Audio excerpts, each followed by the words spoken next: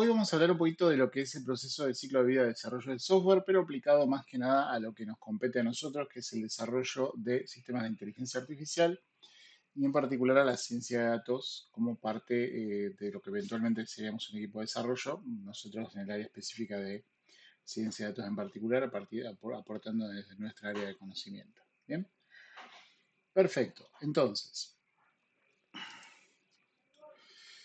esto quizás ya lo vieron en alguna otra materia, quizás vieron estos pasos con otro nombre, 5 de estos pasos al menos, que es el ciclo de desarrollo de software específicamente, que empezamos con una etapa de análisis, hay una etapa de diseño, construcción o desarrollo propiamente dicho, implementación y eventualmente lo que es la etapa de mantenimiento. ¿Sí?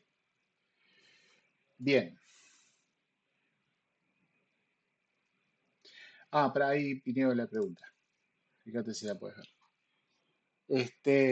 Sí, hay partido hoy, entonces estoy dando una bolilla un poquito más genérica que algo muy específico, porque usualmente un día como la segunda clase ya estaríamos viendo algún modelo como de regresión o algo así a nivel teórico al menos, o una introducción a R incluso o algo por el estilo, pero como hay partido, en fin, para no tentar a tener que repetir una clase. ¿Bien? Entonces, les decía, estas etapas de desarrollo, notarán análisis, diseño, construcción, implementación y mantenimiento, son las principales. Usualmente hay una etapa previa, muchas veces, que no, todos lados, no en toda la literatura la van a encontrar, que es la etapa de descubrimiento, muchas veces está insertada dentro de la etapa de análisis, ¿sí? Donde bueno, se hace justamente un proceso para entender qué es lo que vamos a hacer y cómo lo vamos a hacer a un nivel mucho más laxo, por decirlo de alguna manera, o a un nivel mucho más simple que lo que sería una etapa de análisis compleja. Bien, ¿vieron este ciclo de desarrollo de software en alguna otra materia ya?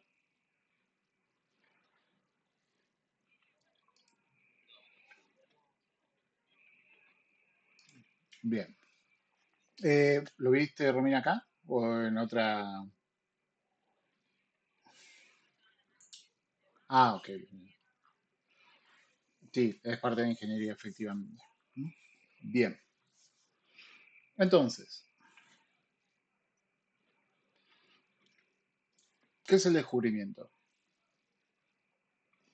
Acá es una etapa donde empezamos a desarrollar una idea general de un proyecto que vamos a desarrollar o una adaptación que vamos a hacer si estamos partiendo de un sistema objetivo, sí que esto puede llegar a pasar, y donde empezamos a definir lo que es el núcleo o la base sobre la que vamos a construir todo el sistema, ¿sí? Después vamos a ver un poquito lo que es el núcleo, no se preocupen por las definiciones de eso ahora.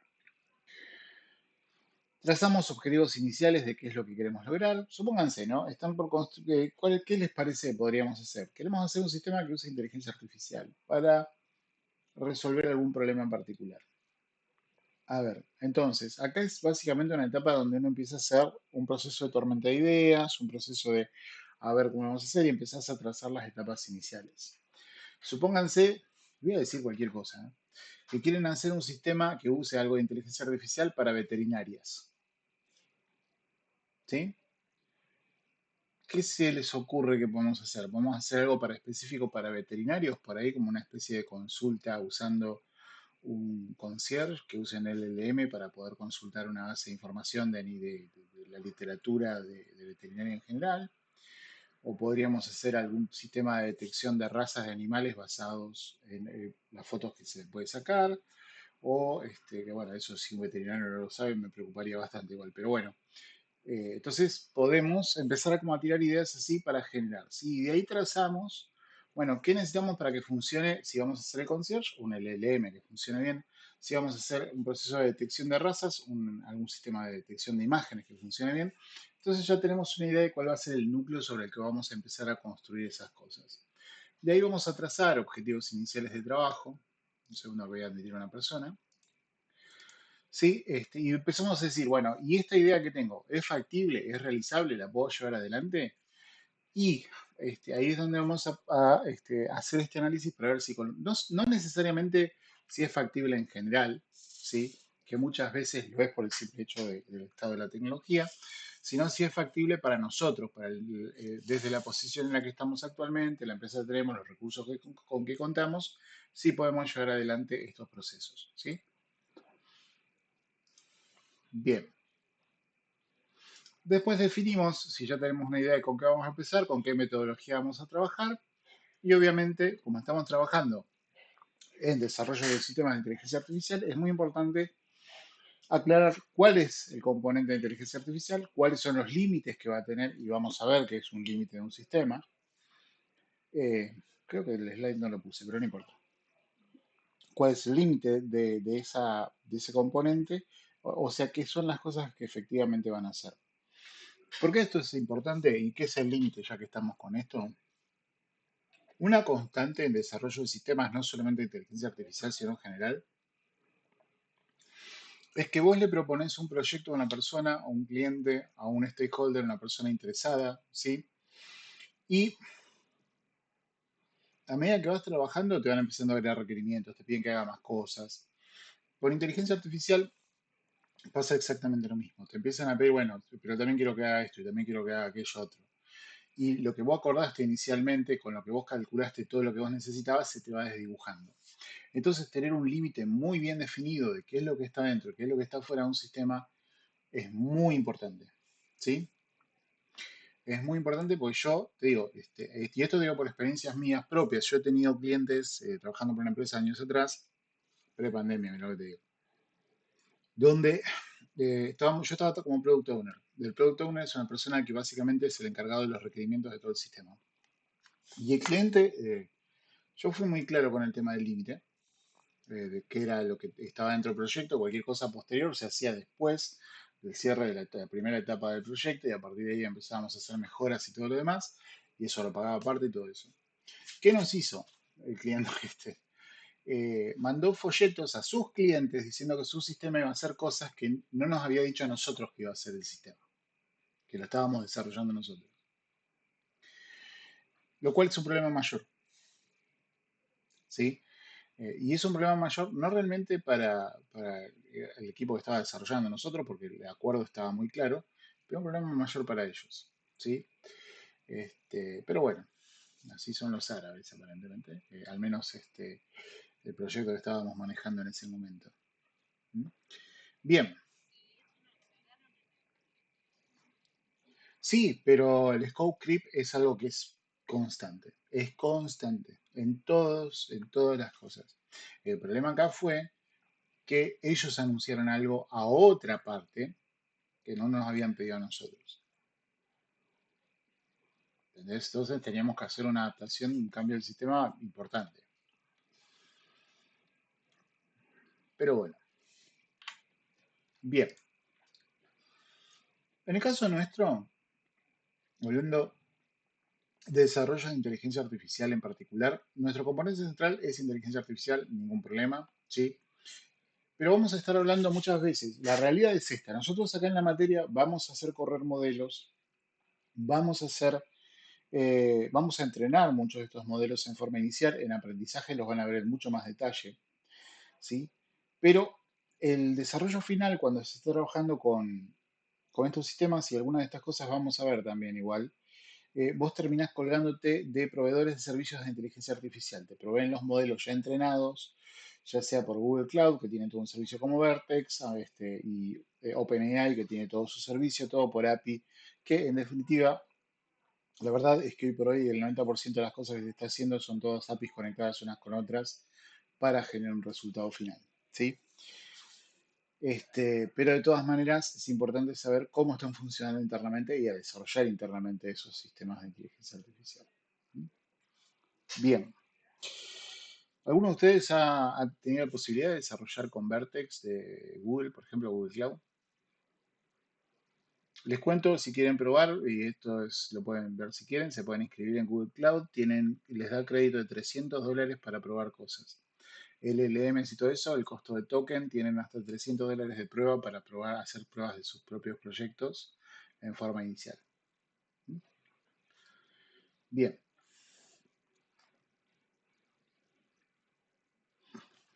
ahora,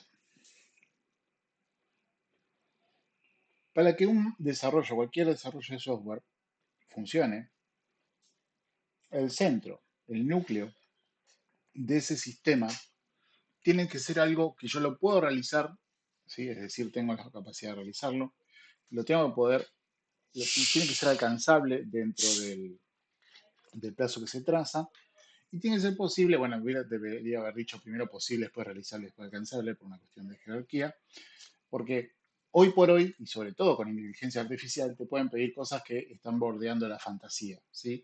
No significa que no se vayan a alcanzar eventualmente, pero no estamos todavía a ese nivel de tecnología. Si bien si es, lo que escuché hoy es cierto, veremos.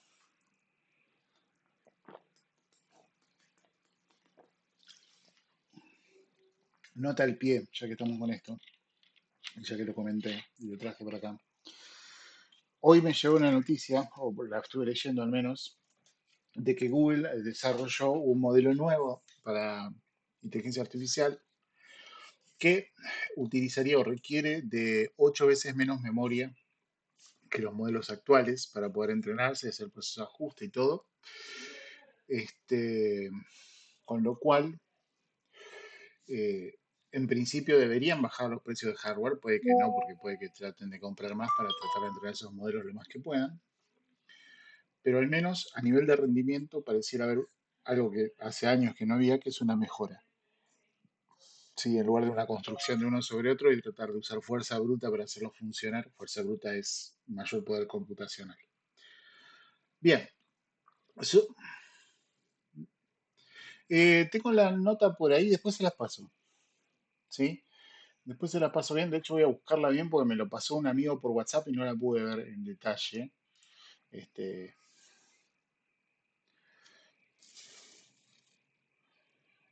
puede ser,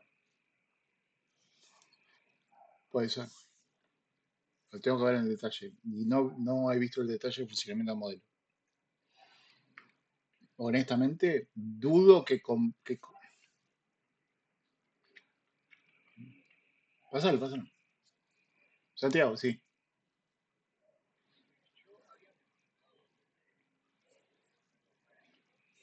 Ujú,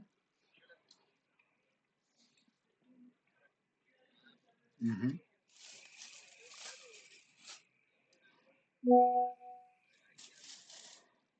Eh, Dentro de Google Cloud tenés toda una sección que se llama Vertex, que es para uso y generación de agentes, que tenés preparados LLMs y cosas así que puedes integrar en tu proyecto.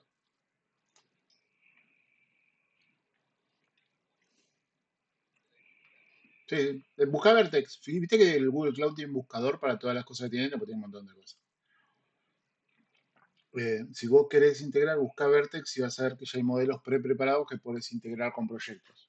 Si tenés una aplicación, creo que incluso ya puedes integrar cualquiera de esos modelos. Tenés, de hecho, si querés entrenar algo o integrar algo como un chatbot, por ejemplo, que quizás es lo más simple, tenés el modelo preentrenado y le puedes agregar la información sobre la cual quieres que se entrene para responder. O sea, la parte del lenguaje ya está. Lo único que tienes que hacer es meterle la información. Se entrena en algo de 10 segundos, porque, viste, no estás corriendo en una computadora local esas cosas. En algo de 10 segundos se entrena, dependiendo del volumen de información, y ya lo tenés listo para usar. Después tenés todo un... ¿Cómo? No. Turbo Quant explicado en lenguaje sencillo. Sí, ese, Leonardo, es lo que quiero ver en detalle ahora. Me lo mandaron hoy. Quiero verlo porque no sé, primero no sé cuándo surgió, con lo cual capaz que vino. Estas cosas a veces, viste, sí.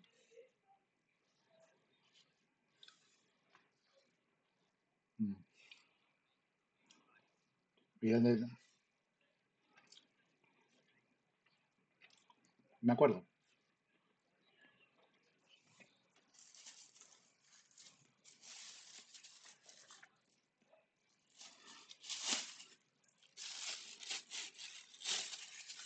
Sí, sí.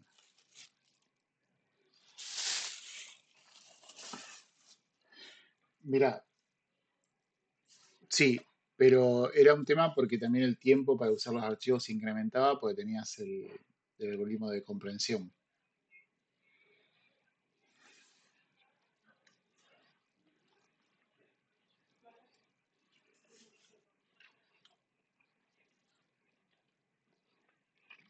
Mirá que lo usé, ¿eh? Mm,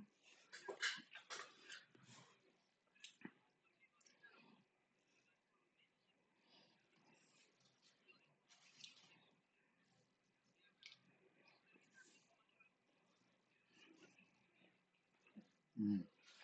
También dependía, y esto depende de qué máquina, en qué máquina lo probaste. Yo la primera PC donde lo probé era una 486 de X2. XT es el modelo. Ok.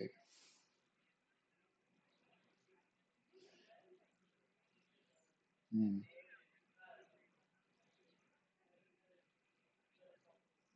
Sí, ya me acuerdo, eso sí lo vi. Yo la tecnología de compresión que probé en la 486 era un desastre, pero ¿por qué no haya sido esa en particular? Hace muchos años. DX.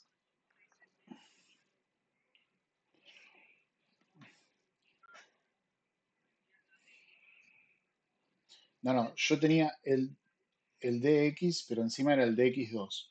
Era el procesador que venía en línea. Viste que en lugar de tener un socket, como tienen las computadoras actuales, era básicamente como un, perdón, me estoy yendo un poco de las ramas. Era como una bahía de PCI, básicamente. Era muy raro. Eh,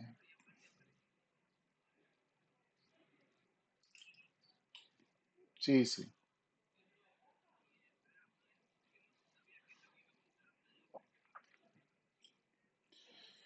Que el primer Pentium apareció con errores también. Me acuerdo que tenía. terre- Ajá. Sí, sí, sí. Que para cosas comunes igual ni lo notaba, pero si no tenías que aplicar un parche. ¿Qué tiempos aquellos?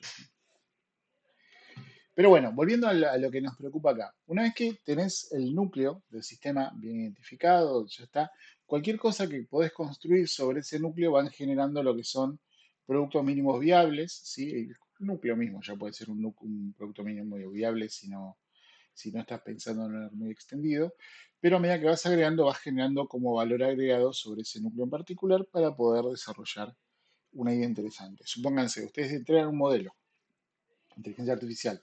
Sobre eso le agregan un frontend para poder interactuar con él y empezar a utilizarlo para X cosas, lo que sea.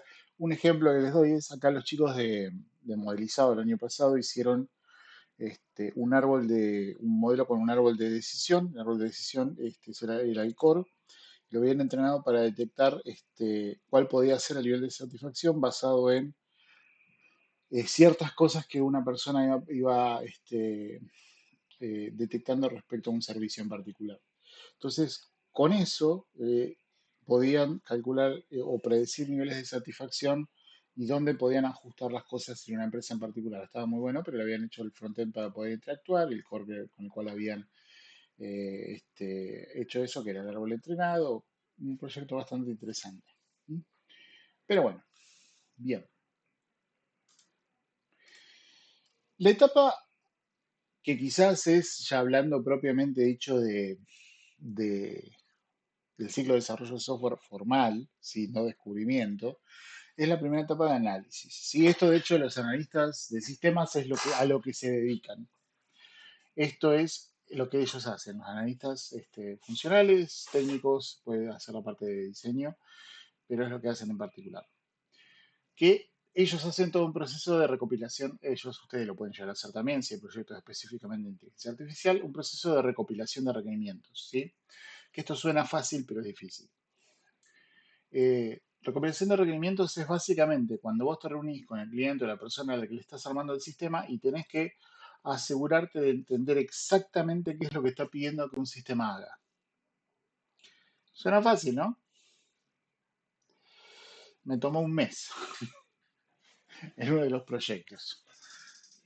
No es nada fácil. Y eso es solamente la etapa de recopilación que, si se quieren poner un poquito pegantes, los analistas le dicen elicitación de requerimientos, ¿sí? Es la misma cosa. Pero tenés técnicas, muchas técnicas para hacer este proceso, todo.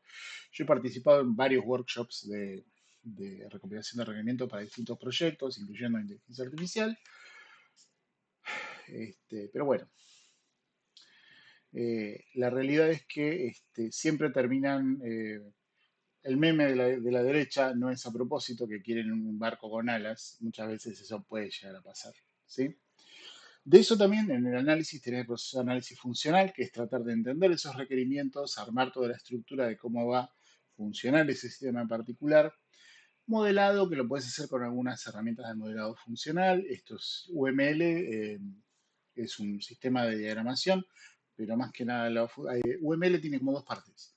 Una exclusivamente funcional y una de técnica, que es la que tiene mucho más diagramas y cosas para modelar, ¿sí?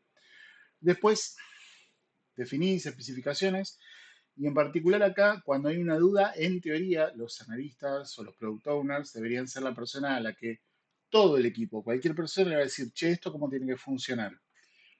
Y el analista lo tiene que saber, ¿sí? Porque literalmente es su trabajo saberlo, ¿sí? Y si no lo sabe, si está funcionando con un sistema como un product owner, tiene que contactarse con el cliente para asegurar que la definición sea correcta, ¿sí?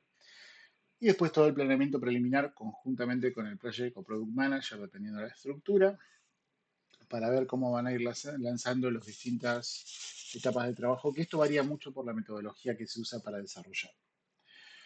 Bien, preguntas hasta ahora.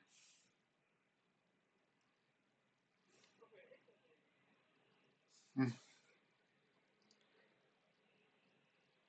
No, Quality Assurance, Quality Tester en realidad estaría en la etapa, dependiendo de en qué etapa estás, lo puedes tener en mantenimiento o en desarrollo. Y este sí, es el paso donde vos empezás a decir, bueno, quiero hacer algo, ¿qué voy a hacer? Quiero hacer esto. Esto es básicamente lo reducís a esto, quiero hacer esto. Sí, nada más que es esto, es mucho más complicado que decir esto, sino que son... yo tuve un proyecto con una definición funcional, que era el manual de definición funcional de 1500 páginas, para que se hagan una idea, ¿no? Obviamente esto varía mucho con la dimensión del proyecto. Sí. Ujú.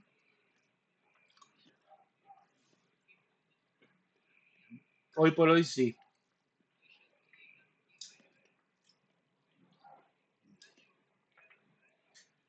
Sí. Mira, hay dos problemas con la inteligencia artificial respecto a lo que te puede pedir un cliente, ¿sí? Uno, como vos decís, un desconocimiento absoluto de qué es lo que es, ¿sí? Porque en muy pocas palabras termina siendo estadística aplicada, literalmente, es estadística aplicada, las inteligencias artificiales. Eh, pero el otro gran problema que hay, en cuestiones de esto es, hay como un sobreuso de inteligencias artificiales, un abuso, por decirlo de alguna manera, ¿sí? Porque hay cosas que vos podrías solucionar con algoritmos simples, o no tan simples, pero que resuelven todo de forma más rápida, y lo quieren resolver sí o sí con inteligencias artificiales porque piensan que es lo que se viene, todo eso yo. Pero si vos tenés que tomar una decisión o algo en particular de acuerdo a la información que te ingresa, vos no necesitas una inteligencia artificial. No sé si me explico. Entonces,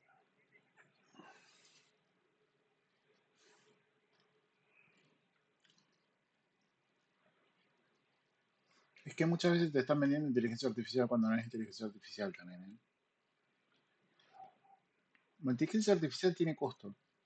¿M? En realidad, la computación tiene costo en general, ¿no? Porque la capacidad computacional se mide en consumo de energía, eh, en definitiva, pero la energía que te requiere un sistema para correr en inteligencia artificial es mucho más alta que en un simple algoritmo, ¿no? Entonces, para mí hay una sobredimensión que va a terminar básicamente en muchas empresas gastando mucho más de lo que deberían gastar, porque los modelos estos tienen un costo.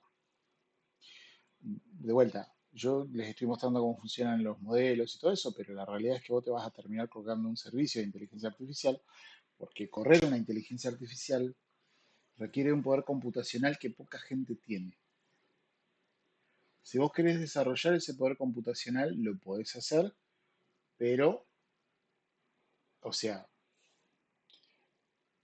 requiere muchísima inversión. Para que se hagan una idea, OpenAI estaba hablando justo antes de esta noticia que surgió ahora de Google. Seguramente ahora OpenAI va a tratar de sacar su propia versión de eso. Pero estaba hablando que necesitaba una inversión de 14 mil millones de dólares para poder entrenar el siguiente nivel de modelo de GPT, ChatGPT, básicamente. Por la inversión que necesitaba tanto en energía como en hardware, en toda la infraestructura. ¿Sí? Por eso los precios de las memorias y los precios de la placa video y los precios de un montón de cosas de computación en este último tiempo se fueron al cielo. Pues estas empresas de inteligencia artificial están comprando todo a cuatro manos. Porque todo lo necesitan, todo. Entonces ahí está el problema. ¿Sí? Pero bueno, una de las cuestiones que por ahí les va a costar más que nada a nivel de análisis, si alguna vez lo tienen que hacer en relación a la inteligencia artificial, es hacerle entender a una persona que no todo tiene que ser resuelto con inteligencia artificial. Sobre todo porque hay muchos CEOs, mucha gente que no es técnica, mucha gente que no entiende qué es lo que es, como decía nuestro compañero ahí, que te pide resolución por inteligencia artificial porque piensa que es más fácil, que es lo mejor, que es lo último, porque es la moda, honestamente, ¿sí? Eh, pero bueno, bien. El análisis en particular, la parte más importante es asegurar que la captura de esos requerimientos sea precisa.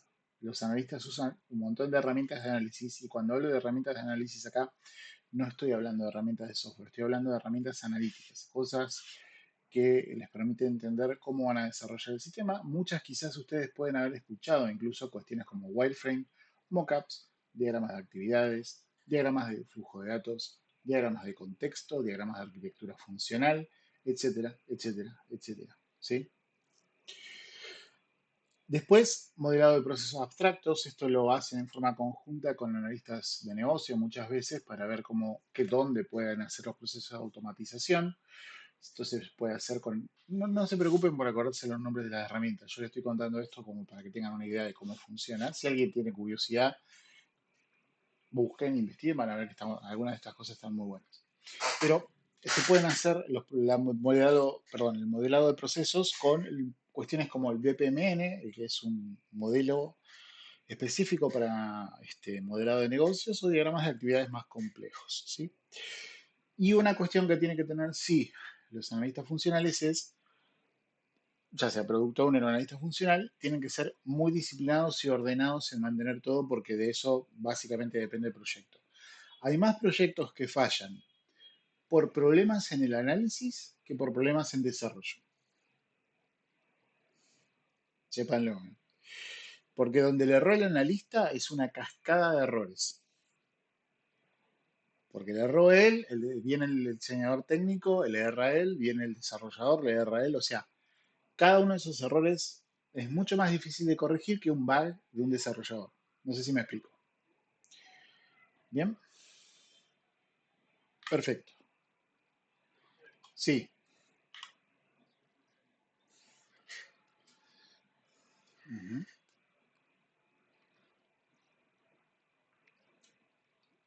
Con DER. Ujú. Sí, estuvieron haciendo modelos de DER o diagramas de entidad-relación. Sí, sí, sí.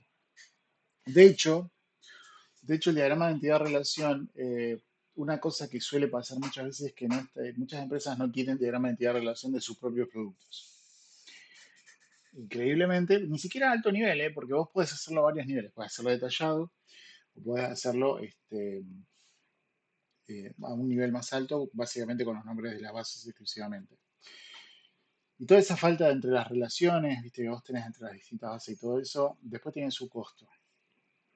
Porque implica que cada vez que un desarrollador, un analista o incluso ustedes mismos trabajando en ciencia de datos que tienen que navegar para capturar información, sin ese diagrama de entidad-relación, tienen que básicamente ver, ustedes trazarlo. Ahora lo puedes hacer automáticamente, pero automáticamente muchas veces hay cosas que le faltan y encima la maldita costumbre de tener nombres muy abstractos que tenemos mucha gente de sistemas hace que si no está documentada la base, después es un problema, ¿sí? Entender qué es lo que tiene adentro realmente. Si alguna vez vieron, van a ver que o se metieron en algunas tablas. Algunas están bien nombradas, entonces es fácil entender cuál es el contenido, o están bien documentadas, pero hay otras que dice, bueno, tabla uno, columna 2, columna 3, que está ligada con la tabla AB1. Vos decís, bueno, pero ¿qué significa tabla uno? ¿Qué significa tabla AB1? ¿Cuál es la vinculación? ¿Cuál es el primary key acá o la compose key que vos tenés para poder trazar esta tabla allá? Y es un tema, es un dolor de cabeza. Este, sí. Ujú, ujú, ujú.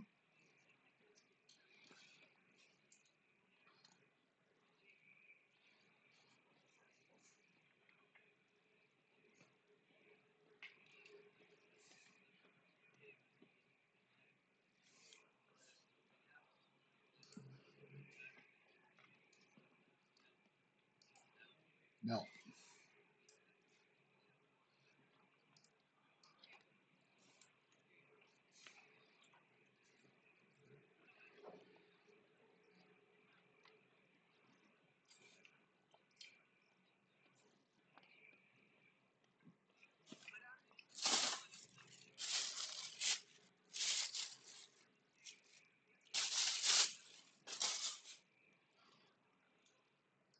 Fíjate que dijiste por ahí, no siempre.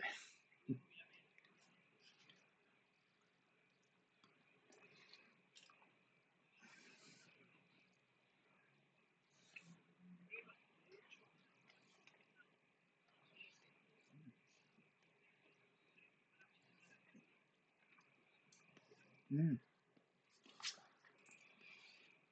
sí, son los últimos, sí. El tema es, no, y es un transformer, son todos transformers. El LLM es solamente parte de lo que vos lo que estás usando ahí. Eh,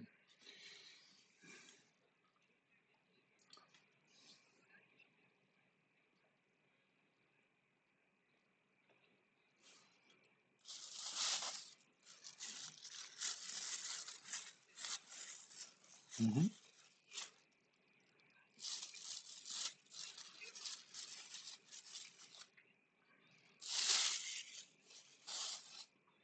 Mira, me voy a salir de sistemas un poco ahora. Pero toda burbuja económica que se genera a nivel humano no es que se genera de la nada. Incluso la burbuja de los tulipanes en Holanda. Si no, búsquenlo, pasó en el año, no me acuerdo, pero fue hace muchos años, eh, que, que se generó una burbuja por los tulipanes, básicamente. Eh, Mucha gente está poniendo ahorita porque incluso se revienta la burbuja. Los que le hicieron bien van a sobrevivir y van a tener mucho mercado. Hay una cuestión de riesgo-beneficio. Hay mucha gente que tiene la posibilidad de asumir un riesgo muy alto y que no le afecte si falla. Y lo están haciendo por ese motivo. ¿Sí? Obviamente, o sea, uno dice, ¿no? Están tomando por algún motivo, pero si vos te pones a ver, cuando vos te pones a ver empresas que han tenido cuestiones o que han fallado por cuestiones varias, te encontrás con un montón. Me llamo a recordar el tema de los NFTs, si se acuerdan, que muchas empresas en su momento habían tratado de apostar por eso y se les fue todo, les fue bastante mal. Algunas, ujú,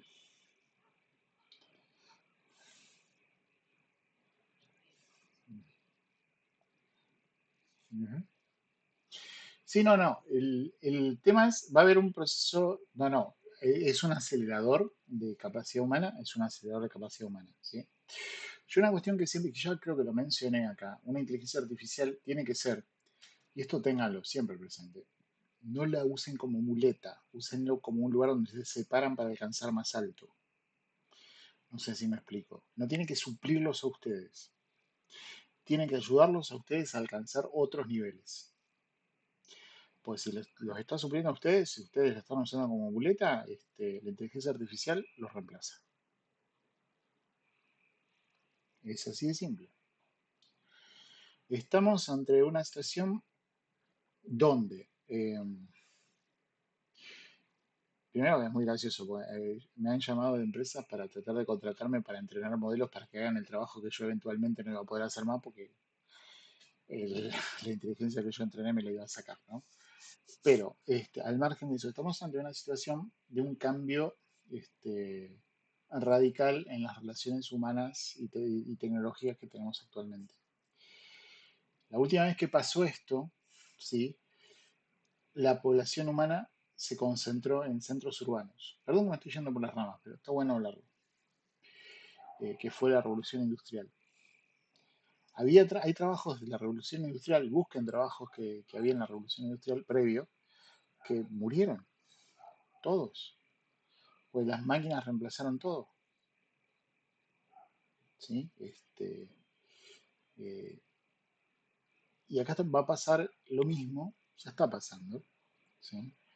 Eh, pero por eso hay que ponerse a pensar en, bueno, está la inteligencia artificial, ¿cómo la uso yo para pararme por encima de eso? ¿Bien? Este es mi consejo respecto a esto. Sean más que el modelo. El modelo es una cuestión matemática simple y le faltan, incluso en los modelos más avanzados, le faltan cosas que ustedes tienen. Sepan potenciar esas cosas. ¿Eh? Bien, buenísimo. Perdón por la rama por la que me fui, pero igual esto va relacionado a inteligencia artificial, así que estamos dentro del tópico. En general, cuando van a recopilar requerimientos para inteligencia artificial, los tipos de datos que van a usar, qué tan compleja tiene que ser la inteligencia artificial, cómo se debería entrenar, los datos de entrenamiento, perdón, de entrenamiento, si hay alguna preferencia de algún proveedor por parte del cliente para utilizar, si nosotros ya tenemos algún paquete ya prearmado, a ver cómo lo podemos acomodar respecto a lo que necesita el cliente y cuestiones de ese tipo, o nosotros mismos, dependiendo si es un desarrollo propio. Tengan en cuenta que los requerimientos se los pueden dar ustedes a ustedes mismos. Y yo les doy una recomendación, si ustedes en algún momento empiezan un proyecto propio de desarrollo, y empiezan a programar todo, igual háganse requerimientos para ustedes, porque va a llegar un momento que van a querer saber por qué hicieron las cosas que hicieron y no se van a acordar. ¿Mm? Y si no, respondanme esto, ¿qué comieron, qué almorzaron el jueves pasado?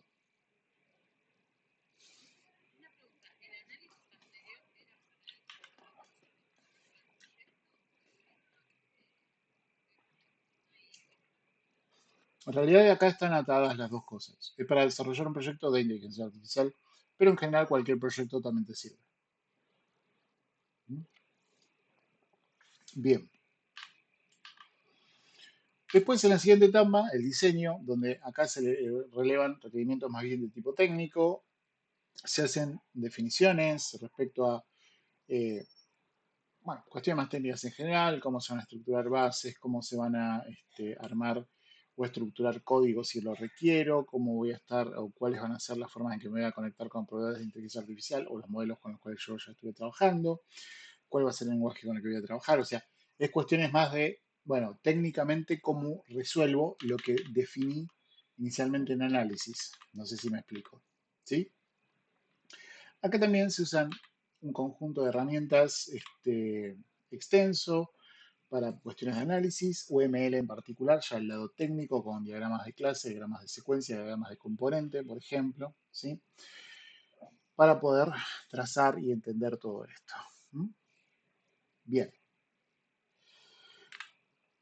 Y acá también se tiene en cuenta diseños de bajo nivel, es decir, con relativamente mucho nivel de detalle, detallando muy bien qué es lo que quiero que se haga, o de alto nivel si por ahí tengo un equipo de desarrollo más maduro que no requiere una guía tan extensa, tan detallada. O quizás ambos si tengo que hacer algo complejo y tengo que partir desde un punto alto a un punto inferior. Curiosamente también se puede hacer análisis de alto nivel y de bajo nivel, pero no vamos a entrar en ese detalle. ¿Mm? Bien, a ver qué me comentaron acá. Se pincha la burbuja del tulipán, en 9 meses fuimos. Es increíble el caso del tulipán. Bueno, voy a buscarlo, un segundo, esto no tiene nada que ver, pero ya que lo mencioné.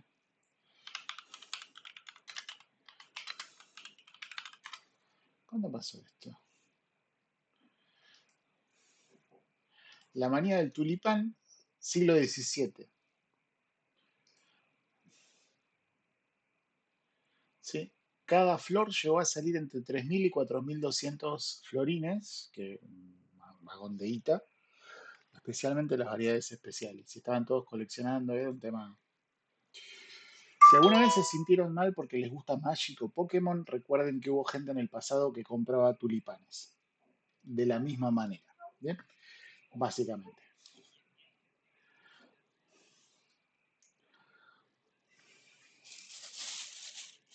Sí, bueno, eso, los metaversos es un tema en particular. Yo lo estuve revisando en un momento y no le entendía la lógica. Entiendo, o sea, con cuestiones lúdicas, pero a nivel de comprar espacios, ¿viste? No sé. Pero bueno,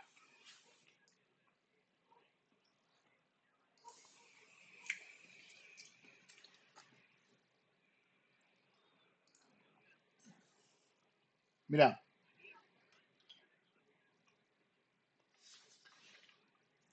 Ujú, sí.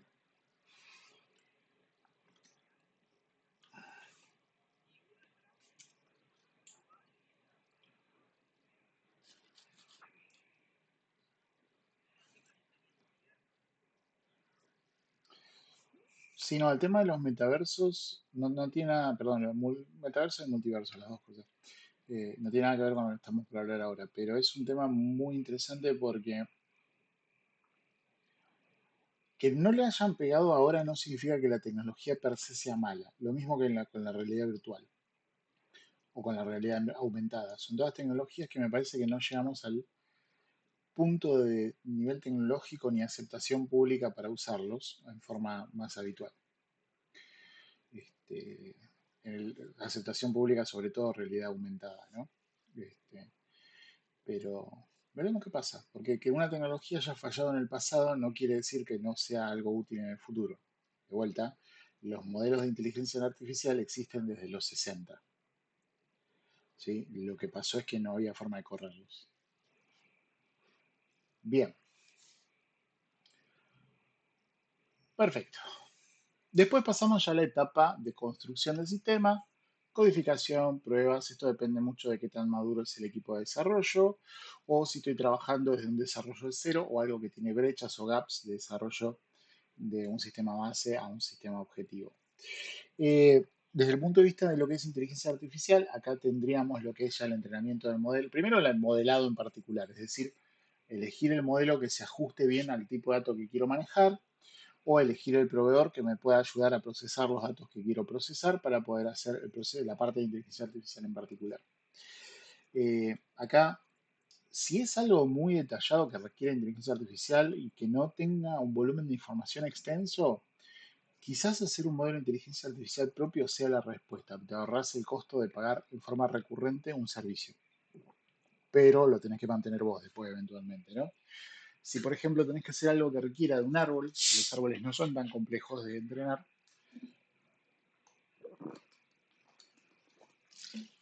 Perdón, tomé un poco de agua.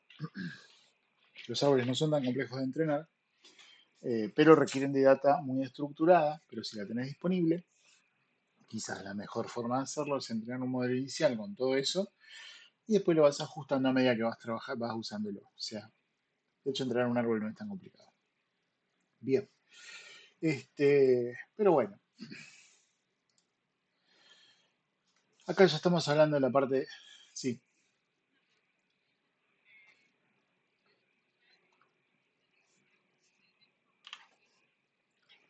parecido. Porque tenés que tener en cuenta también el ciclo, claro, tenés una parte que va dentro de esto, que es el ciclo de vida de los datos.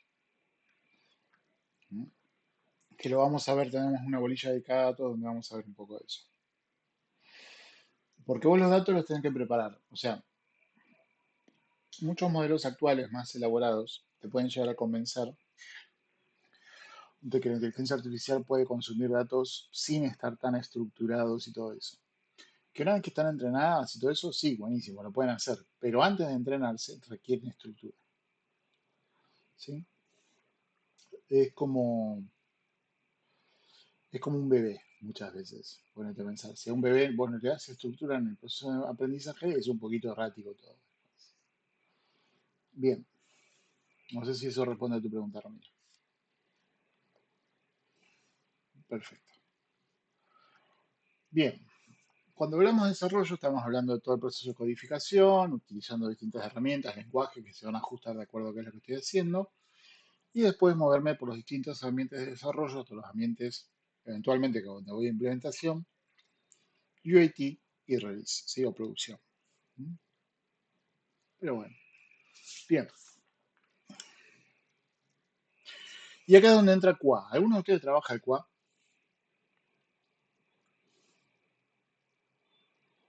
¿Nadie? Quality Assurance o testers. Les dicen ingeniero en QA. Es para básicamente cuestiones de, no, no, personas que están haciendo, sí, bueno, hay sistemas de prueba automática, sí, automatización en particular para QA, pero la verdad es que requerís eventualmente una persona dedicada a QA también. Eh, para mí son los héroes no reconocidos de sistemas. Pues son las personas que se aseguran de que los errores no lleguen a más manos de las que deberían llegar, ¿sí? Pero bueno, esto es básicamente un proceso de verificación de que el software que se fue haciendo eventualmente durante la etapa de desarrollo efectivamente cumple con las etapas que se habían definido, curiosamente en análisis, ¿sí? No sé para qué, y en realidad hasta ahí no era necesario, pero bueno. Que esos requerimientos, eso de acuerdo al modelo de desarrollo que tengan, te van a dar pasos de verificación, ¿sí? Obviamente hay cuestiones de automatización.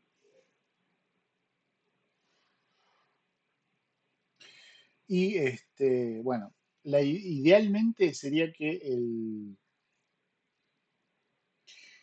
esta persona debería ser alguien que es independiente del equipo de desarrollo, no un desarrollador que ya hizo, pues que alguien se pruebe lo que él mismo hizo es medio complicado a veces, ¿no? Pero bueno. Bien, esto lo vamos a hacer por ahora. Bien. Buenísimo. Entonces, ahora voy a hacer una pequeña pausa. Vamos a... Listo, ahí volvimos. Entonces pasamos a la etapa de implementación, que en definitiva es el momento en el que pasamos por los distintos ambientes de prueba con la aplicación, asegurándonos que funcione. Podemos llegar a lo que son las etapas de prueba de aceptación de usuarios, usualmente llamados UAT por las siglas en inglés.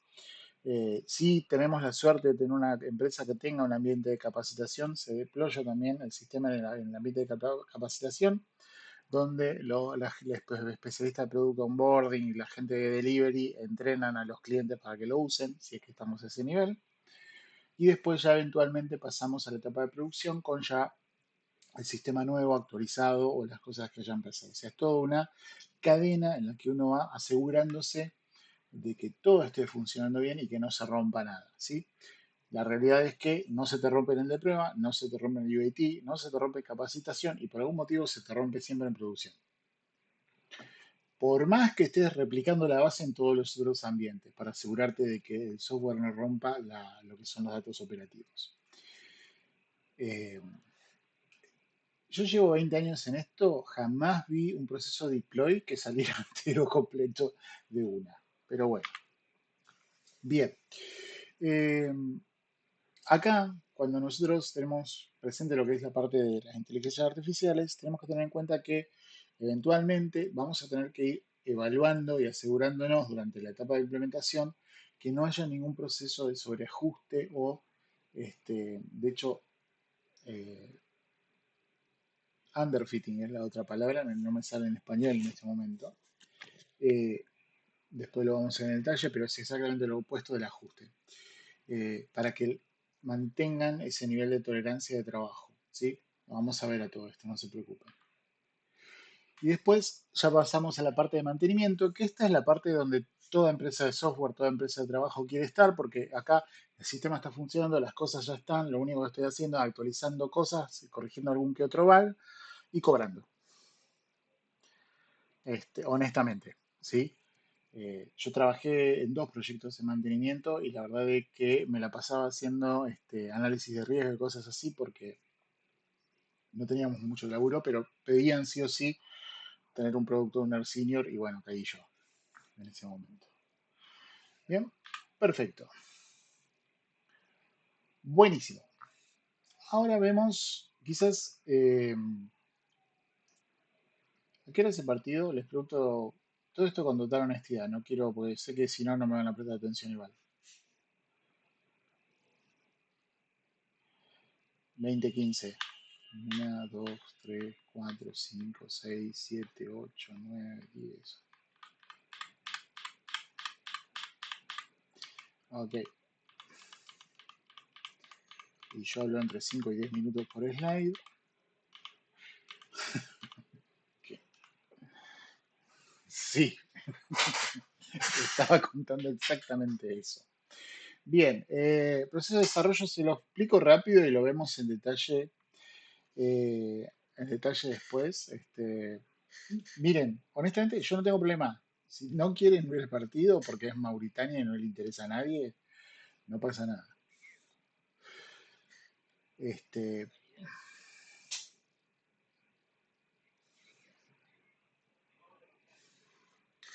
no te culpo, ¿eh? Si lo estás, yo no culpo a nadie. Somos todos grandes y todos sabemos después. Listo, sigamos entonces. Bien, dicho eso de paso. Si alguien... Ah, sí, sí. Es verdad eso. Hagamos 5, 10 minutos. Volvemos 8:20, ¿sí? Ujú. Sí, dale.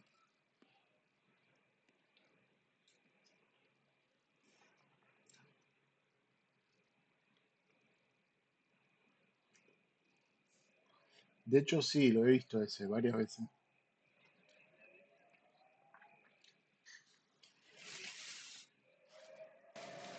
¿Sí? ¿Qué usaste? ¿OSR o CRs para qué?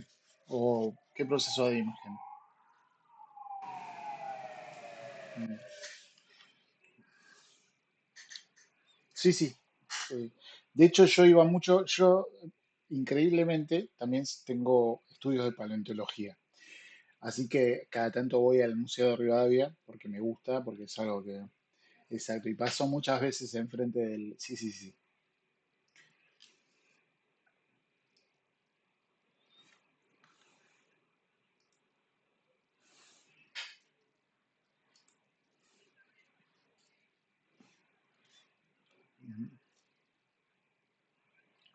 Ujú, ujú, ujú,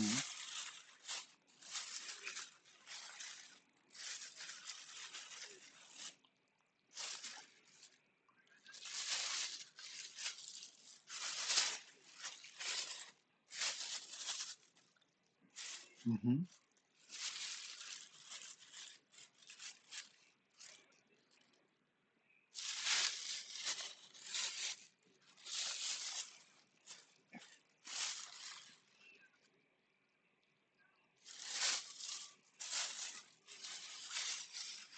ujú.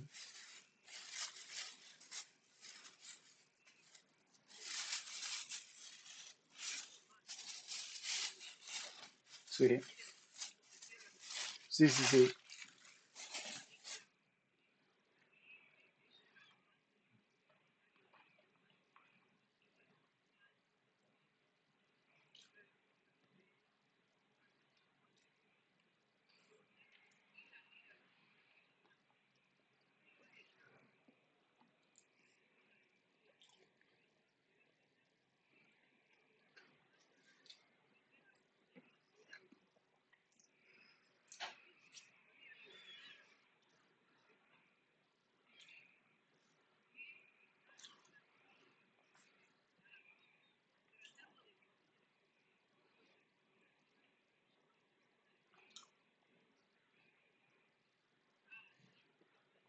Son todos vectores. Son todos vectores eso.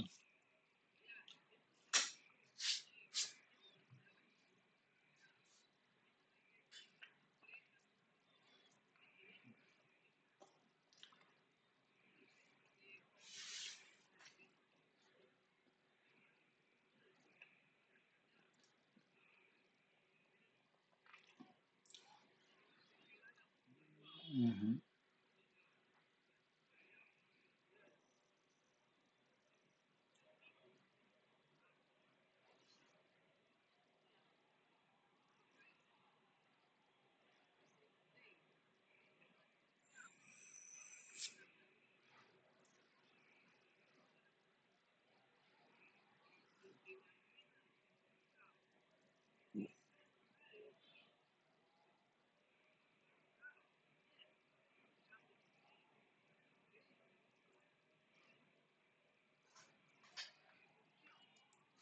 Sí,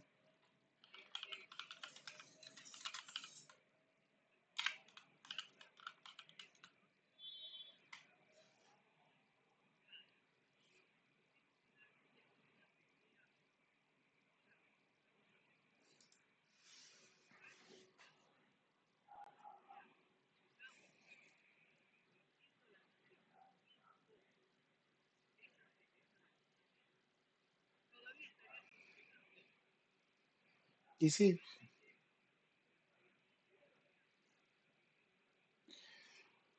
sí, el tema sí, sí. Yo trabajé más que nada en procesamiento digital de imágenes para transporte inteligente.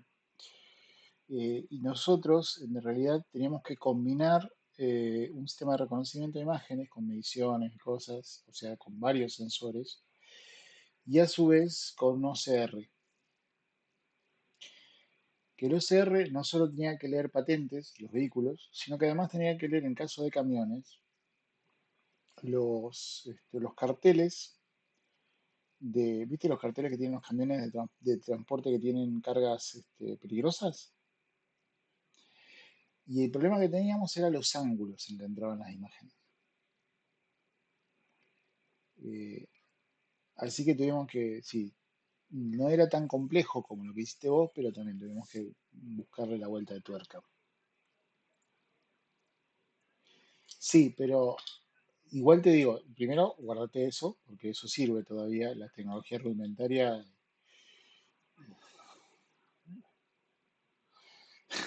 sí. Ah, sí, pero lo podés pasar a otros modelos, a otros lenguajes.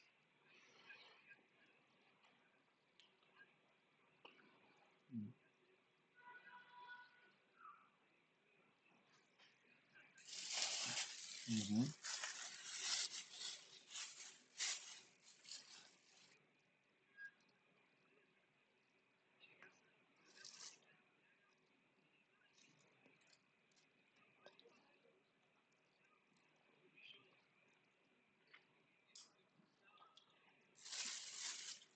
ujú.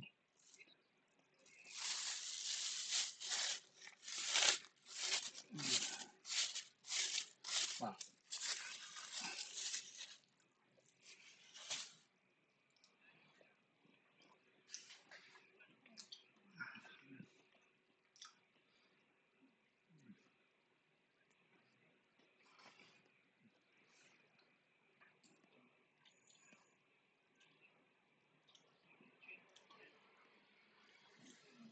corría, que con Assembler, con otras cosas no iba a correr.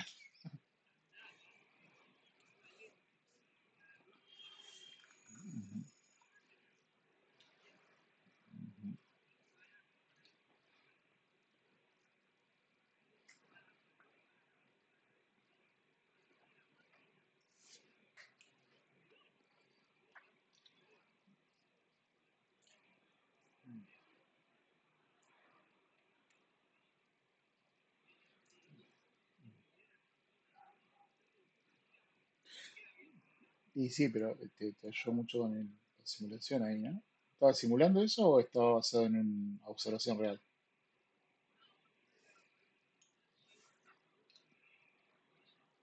Sí, sí, eso sí.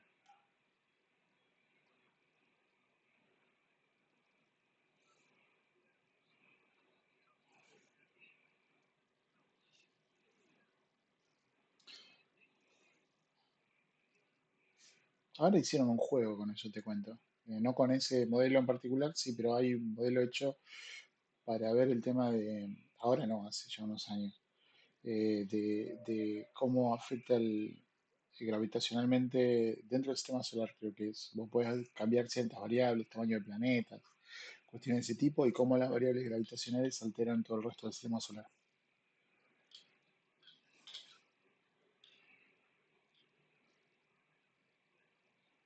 La tengo que ver a esa. Sí, sí, no, la tengo que ver a esa serie.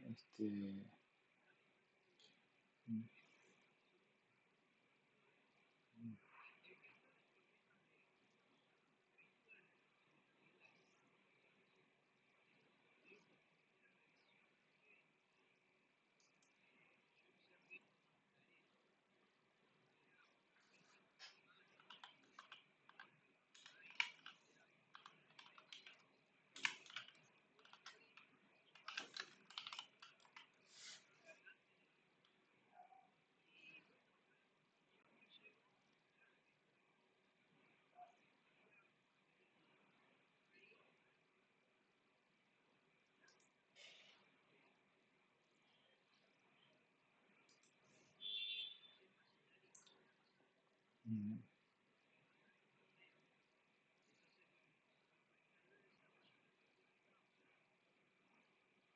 Ah, mira vos. No sé, conozco la teoría de Caros, más que nada por nombre, no mucho en detalle, pero no sabía dónde se había originado.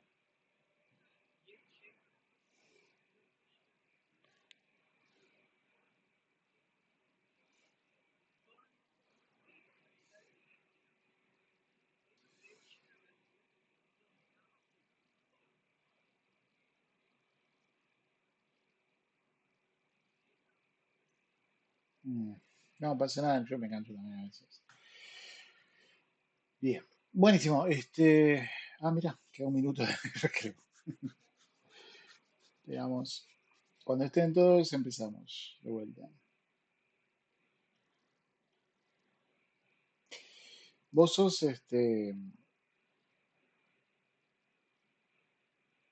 astrólogo, ¿no? Astrónomo. Sí, sí, sí, astrónomo. Mi cerebro, astrónomo. Tenés razón, es un insulto astrólogo para.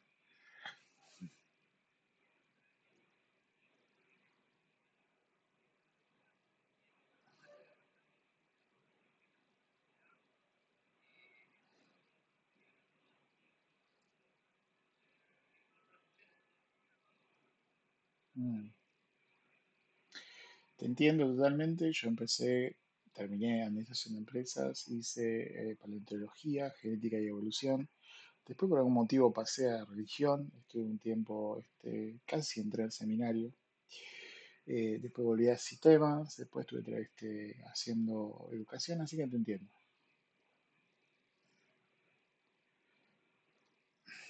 Pasa, que uno tiene esa mente curiosa. Bien, buenísimo. Sí.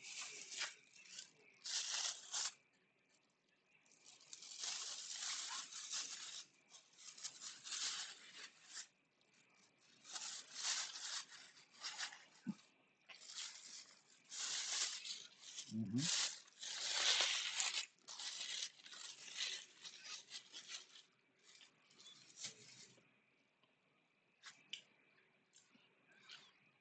sí,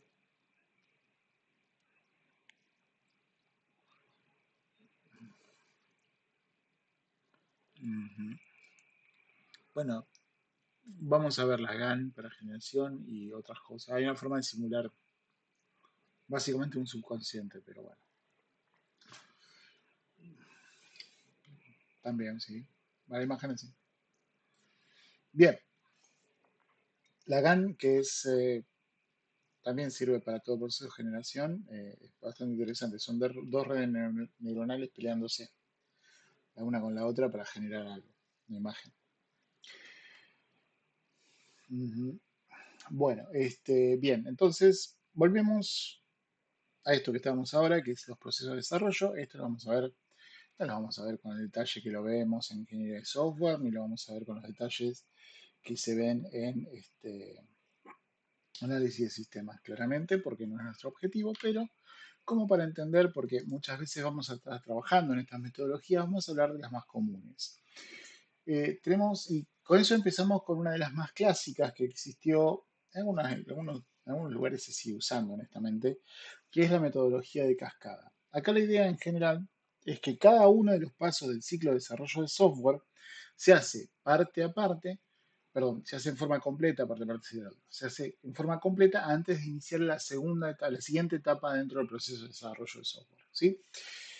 Lo que ocasionaba esto en procesos de desarrollo del software, y bueno, eventualmente cuando van a hacer proyectos de inteligencia artificial también, es que, bueno, el tiempo que requería un proyecto para llevarse a cabo era extremadamente largo, pero extremadamente largo. O sea, eran los clásicos proyectos que venía un cliente, te pedía algo y 3 años después vos le mostrabas algo que no era exactamente lo que quería. ¿Sí? Y este era uno de los problemas que se atribuían porque había tantas fallas en los proyectos de informática y por qué era tan costoso el proceso de informática en sí. ¿Sí? Esto me generaba muchas dependencias entre los distintos pasos, pero dependencias de encima hacia atrás por mucho tiempo. Muchas empresas encima, por ejemplo, tenían al analista durante un año trabajando específicamente con un proyecto, después se iba del proyecto y empezaba a analizar otro, y tenías un año al desarrollador y después tenías un año al equipo de desarrollo, ya trabajando propiamente dicho, y por ahí surgía una duda a la persona de desarrollo, le iba a preguntar al analista que había hecho originalmente todo, y ya pasaron 3 años, no se va a acordar mucho. Tenía que documentar todo, y esta metodología en particular terminaba en una cuestión de documentación burocrática extremadamente extensa, ¿sí? Y además, si había un cambio durante el proceso de desarrollo, la verdad es que no lo podías meter. Entonces, bueno, esto me llevaba a tener problemas bastante graves si algo fallaba durante el proceso de análisis y eventualmente todos los procesos posteriores. Pero bueno, eh, esto había otras metodologías clásicas, pétalos, por ejemplo, que también, en definitiva, incluso había una forma de cascada iterativa y cuestiones de este estilo, que la verdad es que no vamos a entrar en detalle porque a esta altura ya es medio hacer un poquito de arqueología. Pero Cascada, curiosamente, se sigue usando en algunos proyectos muy específicos donde la etapa de análisis es realmente importante y extensa, y a veces lo que suele pasar en algunos proyectos es que se usa Cascada al principio entre análisis y diseño y después se rota a un proceso ágil, de desarrollo ágil, para manejar las cosas un poquito más iterativas, que ya vamos a ver lo que es. ¿Mm? Bien. No, la cascada es como que cada cosa va cayendo y tiene que volcar toda la salida a la siguiente etapa. Por eso se llama cascada, de hecho. La salida de análisis termina en diseño. La salida de diseño le tiene que permitir a implementación y desarrollo hacerlo. La salida de desarrollo tiene que terminar en un proceso de verificación y eventualmente de mantenimiento. ¿Mm? Pero era un tema esto, era bastante complicado. Esto era un proceso lineal que estaba, si quieren buscar la inspiración histórica, esto estaba inspirado literalmente por fábricas. Se trataba del software como si fuera un producto de fábrica más. Por eso el cómic ese, que ese cómic está buenísimo. O sea, si quieren después se los paso completo. Bien. De esto me lleva a las metodologías más actuales, ya no son nuevas, eran nuevas cuando empecé a ver ingeniería de software yo, que son todas estas cuestiones de ágil, ¿sí? Y acá una salvedad. Cuando alguien le dice que trabaja con metodología ágil, esa persona no sabe de lo que está hablando. Ágil es una filosofía. Las metodologías ágiles son varias, pero no hay una metodología que se llame ágil o agile propiamente dicho, ¿sí? Hay un manifiesto de Agile, el manifiesto de Scrum también eventualmente, pero Agile en particular es la idea de que el desarrollo de software sea algo que se le pueda mostrar constantemente al cliente para manejar mejor las expectativas, para hacerlo más iterativo, para llevarlo adelante con más, con menos golpes en el camino, por decirlo de alguna manera, ¿sí? Pero no es realmente la metodología en sí. Cuando estás hablando de metodologías propiamente ágiles, estás hablando de metodologías como, por ejemplo, Scrum, ¿sí?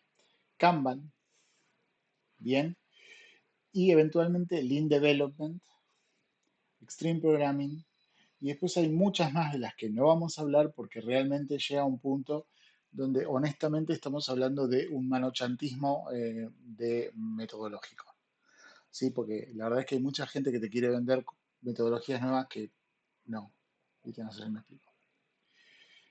Buenísimo. Las más comunes y quizás las que más hayan escuchado ustedes van a ser Scrum y Kanban, ¿sí? Donde Kanban es una metodología, curiosamente, en realidad no curiosamente, casi como la mayoría de las metodologías de trabajo se originan en Toyota. No por nada existe el término toyotismo, si no me creen, búsquenlo. Pero la idea de Kanban dentro del software, porque si buscan Kanban dentro de lo que es la industria automotriz es bastante diferente. Pero la idea de Kanban dentro del software es organizar las tareas en tareas que están pendientes, tareas que están en desarrollo, tareas que están completas. A veces tienen 4 columnas los tableros y de hecho Kanban, la palabra Kanban implica que va a haber un tablero donde se van a visualizar esas tareas. O sea, está totalmente, constantemente viendo y se sabe quién es el responsable de cada tarea en todo momento. Antes era en pizarrones. Yo sigo prefiriendo los pizarrones físicos hoy, pero ya no se hace porque bueno, estamos todo remoto. Pero muchas aplicaciones web lo han integrado de cuestiones para, todas las que son para cuestiones de, exacto, ahí como estaba comentando, en Notion tenés, en Jira también tenés, etcétera. ¿Sí?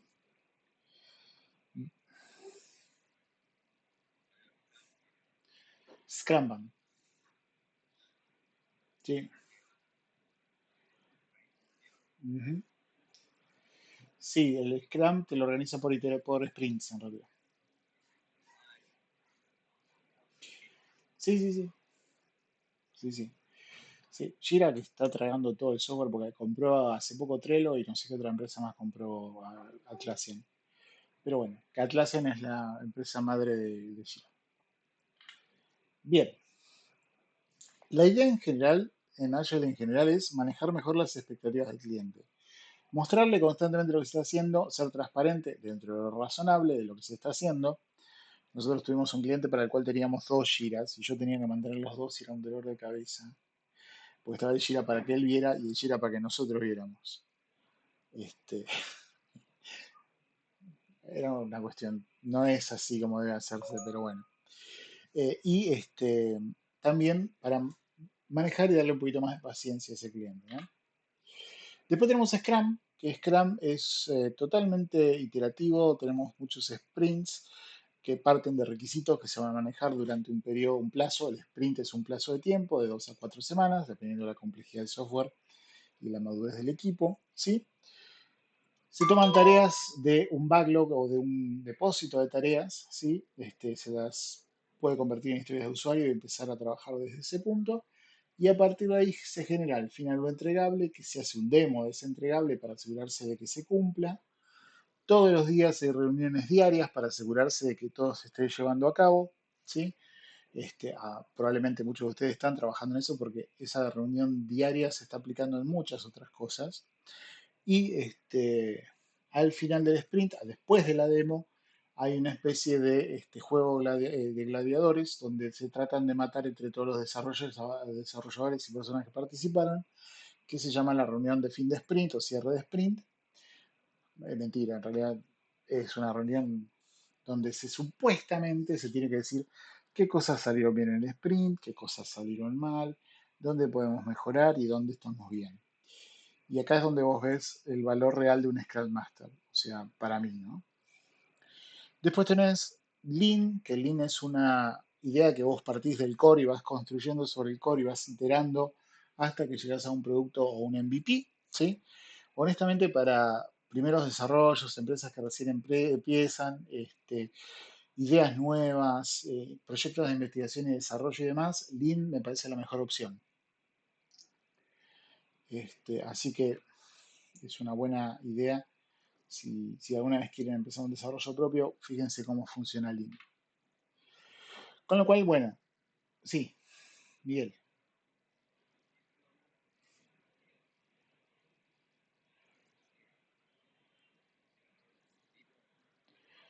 hay de prototipado sí, y eso es Lean Development.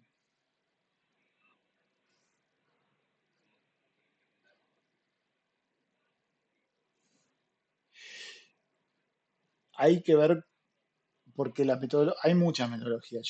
Tengo mis viejas presentaciones de ingeniería de software, hay muchos más modelos.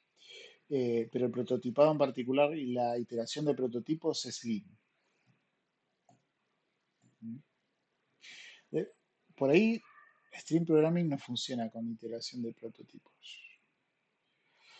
Pero la realidad también es, y esto es importante tenerlo en cuenta, no te vas a encontrar en ninguna empresa con la cual cada una de estas metodologías funcione en su forma más pura.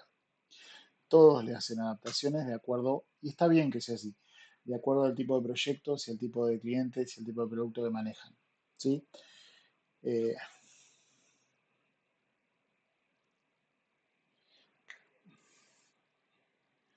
Cascada iterativa es eso, ¿sí? De hecho, tenés mucho mixto, porque, por ejemplo, suponete que esto es lo que debería haber hecho Bobby, pero bueno, no voy a hacer comentarios sobre eso. Cuando vos desarrollas software para aviones, vos necesitas que la etapa de análisis sea extensa, precisa, recontra revisada, ¿sí? Para asegurarte que todo esté bien y que se haya considerado absolutamente todo, y no cuestiones como que calculan mal el horizonte que hace que un avión se vaya a pique sin que vos te des cuenta. No estoy hablando en un caso en particular, ¿no? Pero si no hay una etapa de análisis específico para ver todo eso, y podés llegar a cometer errores graves, ¿viste? Que terminan en un avión estrellándose, por ejemplo. Metodologías ágiles en general, Scrum, Lean Development, son las más habituales, ¿sí? Muchas empresas tienen sus propias iteraciones o variantes sobre esto, con lo cual el día que ustedes trabajen, infórmense de cómo trabajan en particular cada uno de estos. Y sobre esto también hay, para proyectos gigantes, cuestiones como SAFe y otras que no vamos a hablar en esta clase en particular. Bien, de vuelta, esto es meramente una introducción a ciberdesarrollo. Scrum sí es la más habitual con la que se puede llegar a trabajar en proyectos de software, en proyectos de inteligencia artificial, muy común trabajar con cuestiones de Scrum, donde vas a tener una persona que es el product owner, ¿sí? Que es una persona que en teoría debería haber uno solo por proyecto, porque es el referente de los requerimientos y las definiciones del proyecto, es la persona que maneja todo lo que son el backlog de requerimientos para ver qué se va a hacer primero, qué se va a hacer después. Esto lo maneja obviamente con el Project Manager. Y además es la persona que está constantemente hablando con los stakeholders para asegurarse que las definiciones sean correctas. O al menos es lo que debería hacer si fuera un buen product owner, ¿no? Bien, es curiosamente un rol que combina mucho cuestiones técnicas con cuestiones sociales. Así que considerando cómo somos mucha de la gente que trabaja en sistemas, no es un rol para todos. Requiere además saber hablar muy bien, saber exponer muy bien, en fin, es casi como si terminara siendo un profesor. Ahora de joda. Después tenés el Scrum Master, yo esto les comenté un poquito, es el coordinador de tareas, es la persona que en teoría, si hay algún bloqueo que alguien no puede seguir por A o por B, tendría que tratar de resolver eso, y es la persona que lidera todo el proceso, las reuniones diarias para asegurarse de que todo esté fluyendo constantemente. Hace más cosas, por supuesto, pero muchas veces uno de los chistes constantes es que hay mucha gente que cree que no hace nada, ¿no? Más allá de preguntar, chiche, ¿y cómo vamos? Claramente, ¿no? Eh, la verdad, para mí, y esto lo repito de vuelta, un buen Scrum Master se revela en el momento de la reunión de cierre de sprint. Ahí es donde vos ves qué tan bueno es realmente. Pero bueno, ¿alguien trabaja como Scrum Master, Product Owner? Acá por casualidad no, nadie, ¿no?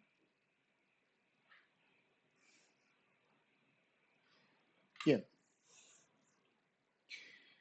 Y después está el equipo de Scrum, que son las personas que efectivamente están trabajando, los desarrolladores, la gente de QA veces puede tener un documentador técnico metido en el medio, el especialista en inteligencia artificial, si el proyecto es de inteligencia artificial.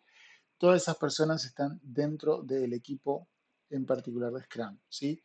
Se supone que yo, Scrum Master, debería tratar de meterme lo menos posible con el proceso de desarrollo de ellos porque debería confiar en sus habilidades para llevarlo a cabo en el tiempo que se les dio, ¿sí? Esto depende mucho de la madurez del equipo, por supuesto. ¿Bien?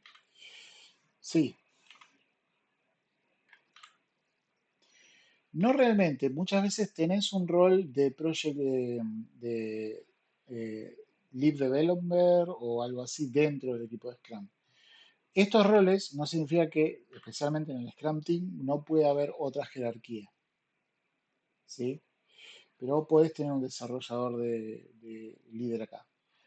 En teoría, vos no deberías tener un Scrum Master que también es el líder de desarrollo, ¿sí? Porque las tareas que hacen son otras.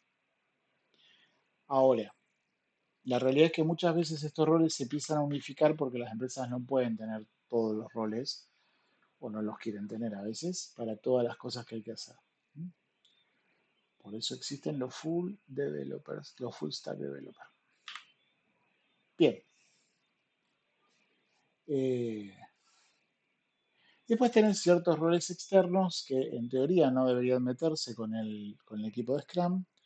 Ustedes verán en la imagen cuáles son mis opiniones de algunos de esos roles. Pero en principio tenés roles de soporte que pueden llegar a dar información adicional, por ahí hay un consultor que pueda ayudar con algunos procesos en particular.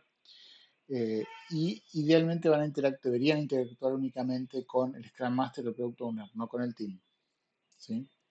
Eso sí es importante. El Project Manager no debería interactuar mucho con el team, aunque siempre termina interactuando. El Senior Developer o Lead Developer sí es una persona que debería estar manejando el equipo. El Sales Manager no debería hacer nada, pero yo tuve uno que... Bien. Scrum en particular, la idea es todo lo que se maneja en Scrum tiene que tener un tiempo en el cual se hace. Las reuniones no deben, de diarias no deben superar los 15 minutos.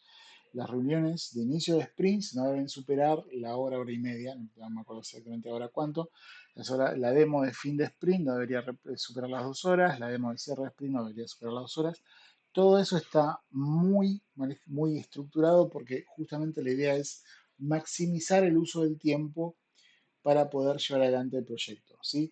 Y dentro de ese tiempo está la idea del sprint, que es el plazo en el cual yo voy a desarrollar una versión o una iteración particular de ese software donde voy a hacer un desarrollo programado de ese software que viene de la planificación que hicieron el Product Owner, las estimaciones que se hicieron con el equipo y el roadmap que hizo el Project Manager cuando el roadmap lo hace bien. ¿Sí? Bien. La idea es que al final del sprint vos tenés que poder mostrar algo que está funcionando, aunque sea en un backend, de lo que las cosas que se fueron haciendo con ese software en particular. ¿Se entiende?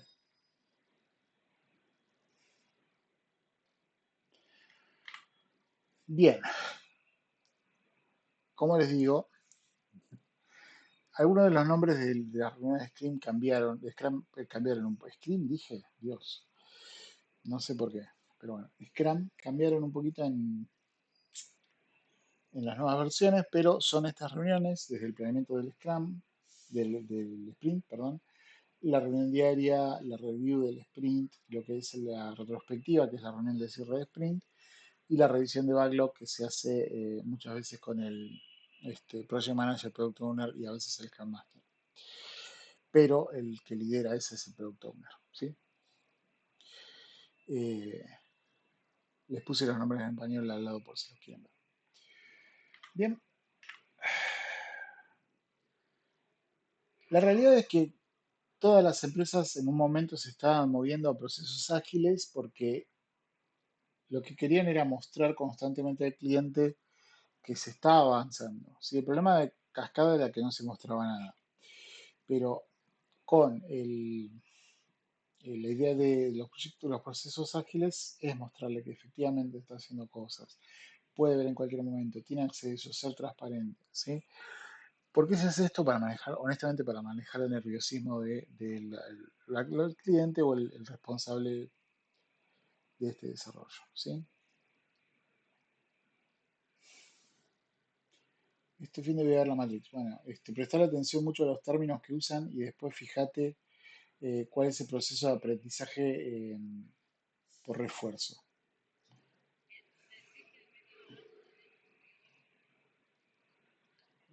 Sí, sí, sí, sí. Formal, sí, sí, sí. Sí, tenés razón en la filosofía, ¿sí? Todas las metodologías ágiles, en realidad la idea es esa. Metodologías ágiles, estamos hablando de Kanban, Scrum, Lean, etc. Bien, buenísimo. Y acá llegamos a una de las cosas que a mí me parece que fallan porque no se da casi nunca. Ahora se está dando hay una, finalmente, una materia de Quality Assurance en desarrollo. Pero QA, sí, el proceso de Quality Assurance o verificar que todo el software esté funcionando, es algo que se empezó curiosamente a derivar al cliente, y esto no es mentira.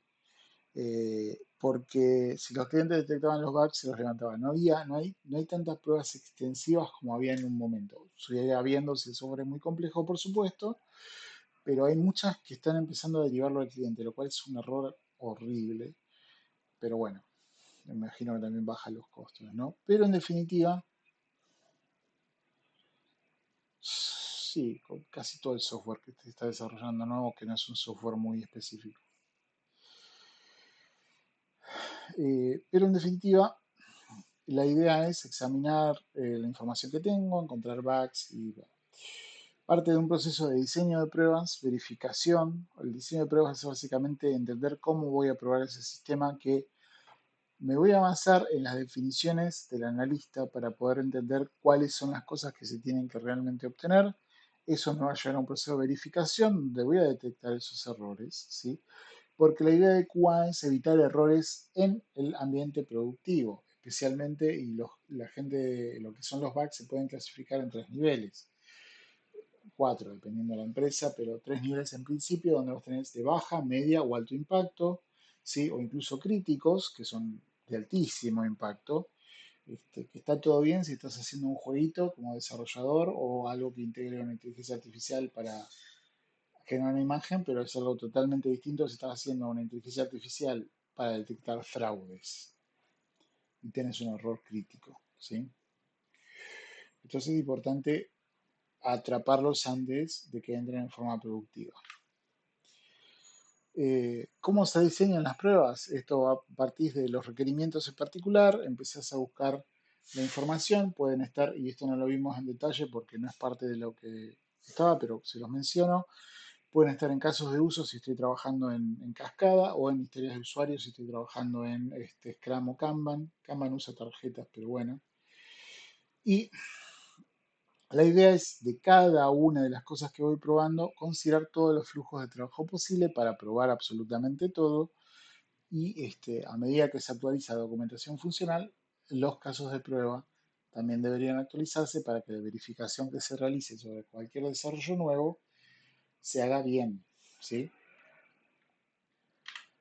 Obviamente ahora hay mucha cuestión de automatización, pero el testeo manual debería existir todavía.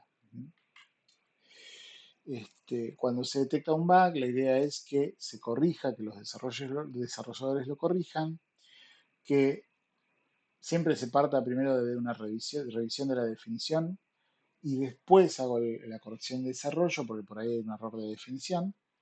Y finalmente, la gente de QA, el equipo de QA nuevamente verifica ese error para asegurarse de que esté efectivamente corregido, ¿sí? Y que no haya ocasionado, que es muy común, nuevos bugs. Bien, eh, igual yo he vendido bugs como feature, esto es increíble. Sí,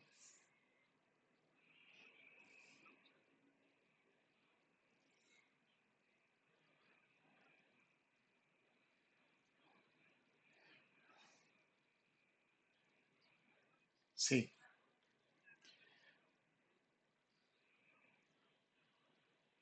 El tema es,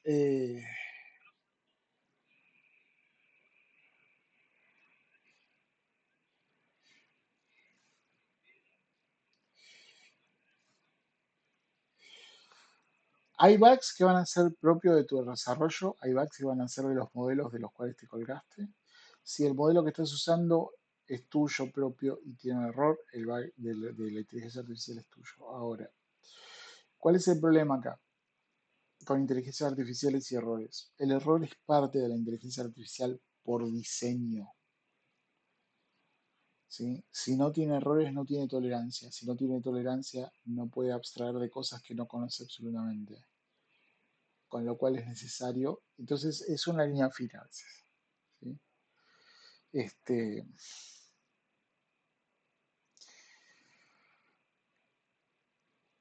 con lo cual también tenés que considerar, y acá, si el bug es realmente algo que pueda llegar a ocurrir en un uso real, ¿no? Las inteligencias artificiales, habría que ver los modelos nuevos, porque esto cambia todo el tiempo, pero a veces sean muy propensas a procesos de alucinación. ¿Qué quiere decir esto? Que te mandan cualquiera. Y esto les puede pasar a ustedes. A mí me pasó unas 3 4 veces cuando van interactuando con distintos chatbots o GPTs o modelos para poder hacer ciertas cosas, ¿sí? Lo que a mí me preocupa muchas veces es que el error a veces puede ser tan sutil que la persona no lo detecta. Y eso se va acarreando después eventualmente a otras cosas. Y como tenemos un nivel de confianza extremadamente alto en inteligencias artificiales, eh, podemos confiar más en una inteligencia artificial que nos dice algo errado que en un ser humano que nos dice algo correcto. Es un tema. Eh, sí. Ujú,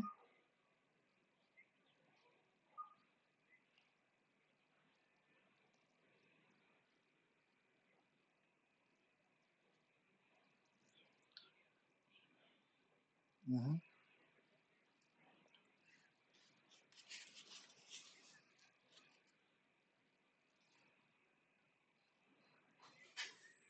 ujú.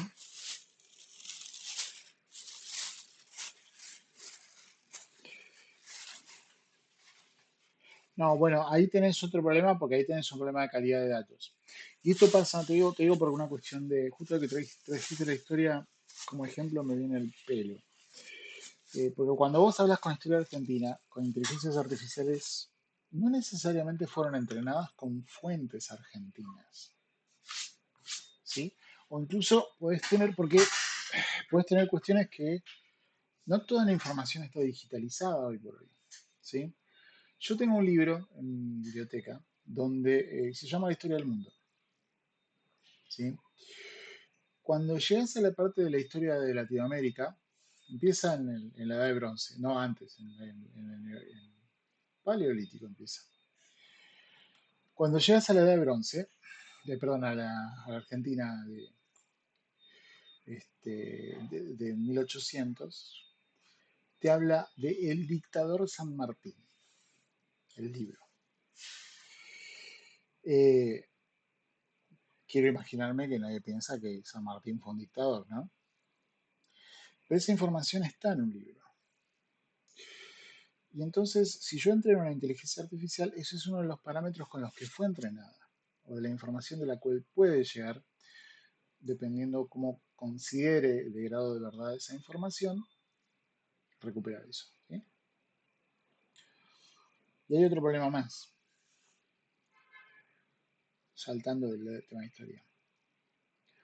Como son cosas que evalúan la veracidad de las cosas basado en cuestiones como popularidad de la información, cuántas veces se repite la información. Exacto. A veces hay consenso sobre cosas equivocadas. Ese es mi punto.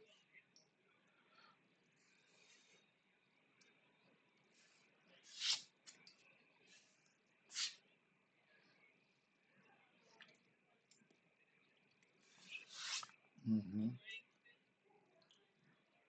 Sí, pero ponete a pensar que es básicamente a veces la información que maneja es un conjunto, un concurso de popularidad de información. Entonces, no siempre porque te lo diga es correcta. ¿Mm?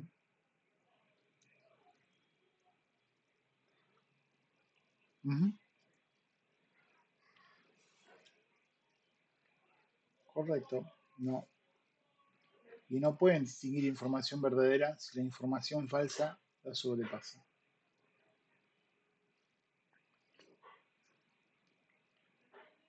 Es un tema complicado si te pones a pensar en detalle con el nivel de confianza que mucha gente le tiene a esas inteligencias artificiales al punto de usarlas como terapeutas.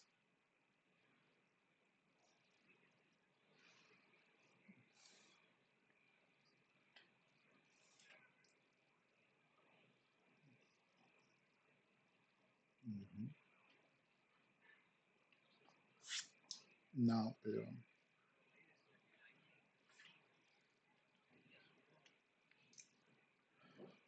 es que hay un tema también con eso. Es curioso, porque, perdón, me voy a ir por la rama de vuelta, pero tenemos un poquito de efecto de Valle Caníbali, no me acuerdo cómo se dice en español, Valle Inquietante, que es un efecto en el cual vos rechazás a las cosas que se parecen, sobre todo visualmente, mucho al ser humano, pero no llegan a ser un ser humano. Por eso ciertos robots, o cuando vas a ver un museo de cera, por más que se parecen muchísimo a un ser humano, como que los rechazás. Para mí se está dando, y estuve investigando sobre esto y haciendo trabajo sobre esto, no los he publicado todavía, pero se está dando un efecto similar a nivel mental. Hay mucha gente que tiene mucho retraso con las inteligencias artificiales, pero también encontré que hay mucha gente que le tiene una aceptación mayor que a otros seres humanos. Es un tema. Pero bueno, bien. Sobre las pruebas, hay pruebas que se pueden hacer en forma automática, ¿sí? Que la idea acá de esto es más medir performance, el volumen de datos que se va a manejar. No es tanto al detalle fino de cuestiones que por ahí puede detectar un ser humano, pero automation está muy bueno. Automation es o era una de las cosas que se pagaba muy bien un tiempo atrás con cuestiones de QA. Yo conocí un ex compañero mío de trabajo, después se fue a otra empresa extranjera, ganaba $5.000 por mes, así que ustedes hagan los números. Bien, buenísimo. Y entonces, hasta aquí hemos llegado, ¿sí? Respecto a todo lo que es esta introducción a ciclos de desarrollo de software, un poquito de introducción a metodologías y un poquito de introducción a QA. Bien, preguntas, comentarios.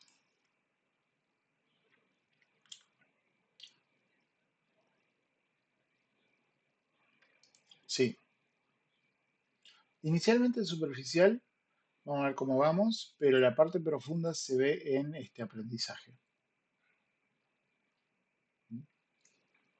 Acá más que nada proceso de aprendizaje, ver cómo modelar, ver cómo entrenar y vamos a empezar muy de a poquito con ejercicios de R para la gente que no sabe programar, porque acá tengo el desafío que yo tengo de mi lado, es que hay muchos de ustedes que saben programar, pero hay muchos de ustedes que no saben programar. Entonces, cuando empecemos con R, vamos a empezar de a poco. A la gente que ya sabe les pido perdón, les pido paciencia, y a la gente que no sabe les pido que me avisen si se quedan trabados en algún lugar. ¿Sí?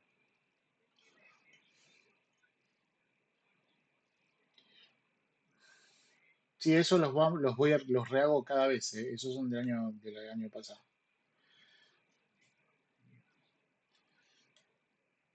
Sí, sí,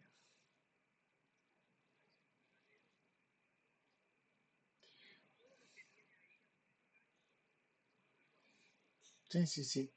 Sí, pero como te digo, lo voy soltando de a poco porque también tienen otras materias que manejar. Cuando el aula esté, yo aprovechar, no digo descargar todo, pero porque yo voy a dar de baja esa porque esa es una aula clonada, que me la clonaron a pesar de que pedí que no del año pasado, y voy a rehacer un montón de esas cosas. Sí, Jonathan.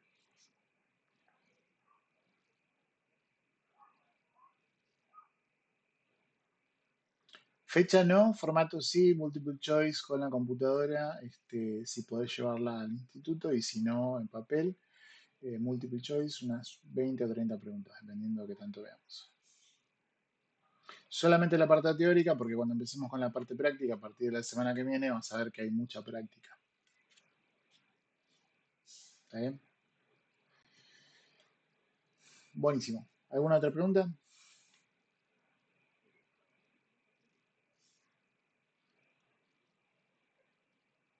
Ujú.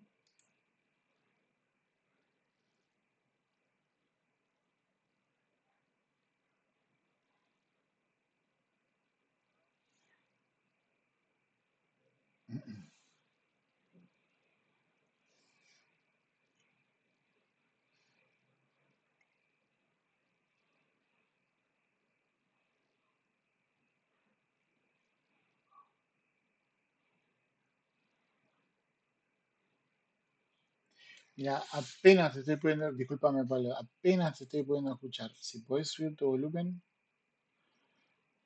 y repetirme la pregunta, te agradezco.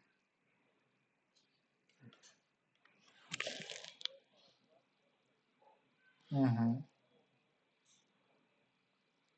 Sí, sí.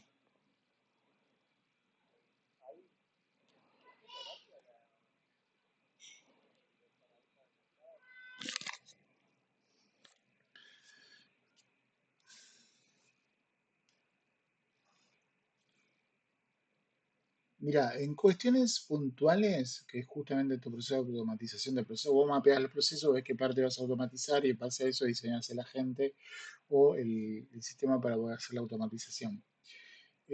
Idealmente para mí, si vas a hacer un proyecto de ese tipo, Kanban. Kanban es lo mejor.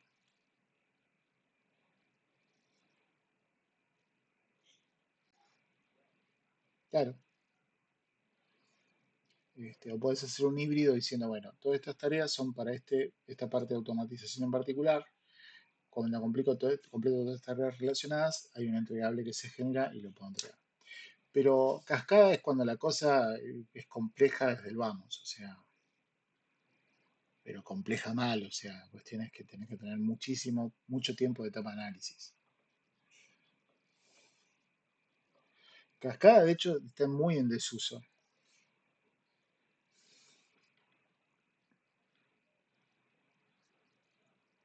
Mm.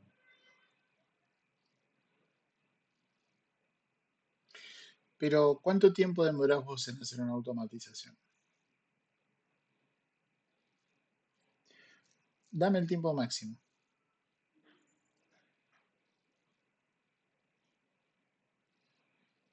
Kanban. Cascada es para proyectos que duran años. ¿Sí? Y Scrum es para proyectos iterativos, donde vos vas generando incrementos sobre el mismo software. Entonces, Kanban, a nivel metodológico, te permite cuestiones específicas. ¿Sí? Bien, ¿alguna otra pregunta?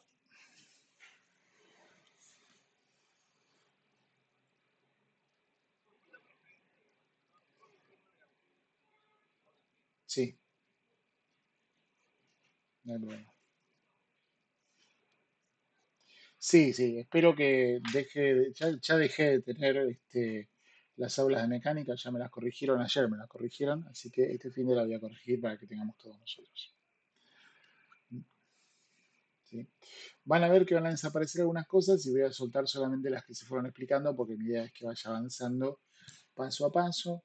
Los videos igual de R básico, el manual de R y todo eso los voy a dejar, porque está bueno. Los links de descarga los voy a actualizar a las versiones más nuevas, pero eso, el resto va a quedar disponible para ustedes. ¿Sí?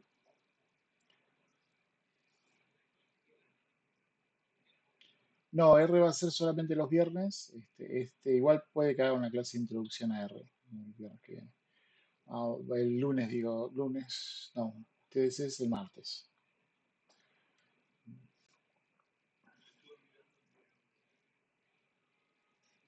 Ujú. ¿Cuál? ¿El de árboles, el de redes o el de R básico?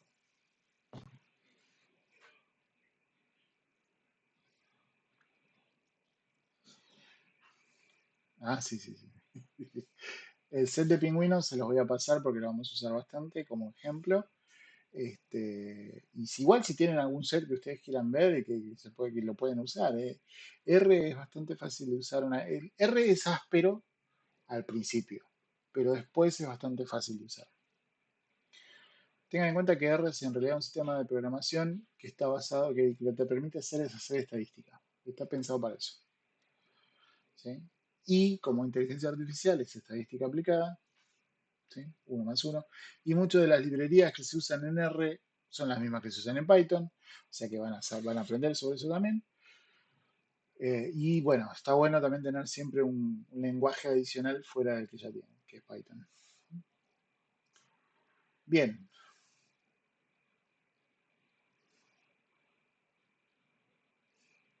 sí, hay una, es verdad.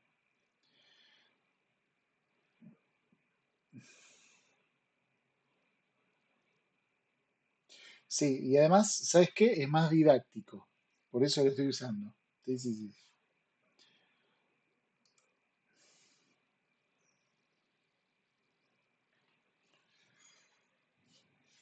Exacto. Es que yo te soy honesto, me interesa poco y nada que se aprendan de memoria la sintaxis.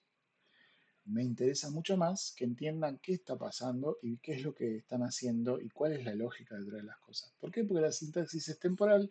Si surge algo nuevo y hay otras cosas, como Julia, por ejemplo, se puede hacer programación con eso también. O sea, por Dios, hay un lenguaje de programación que funciona en Klingon. No sé si sabían eso. De hecho, mira, a ver, te lo busco. Lenguaje de programación en. Lenguaje de programación en.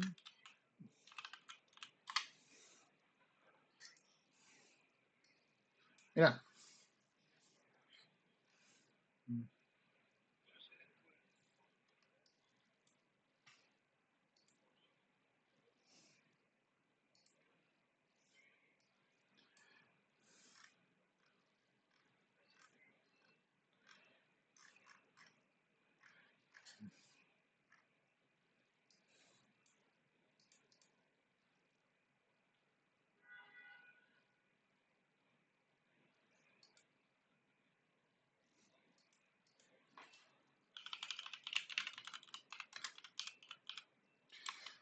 Y eso es lo que pasa, sí.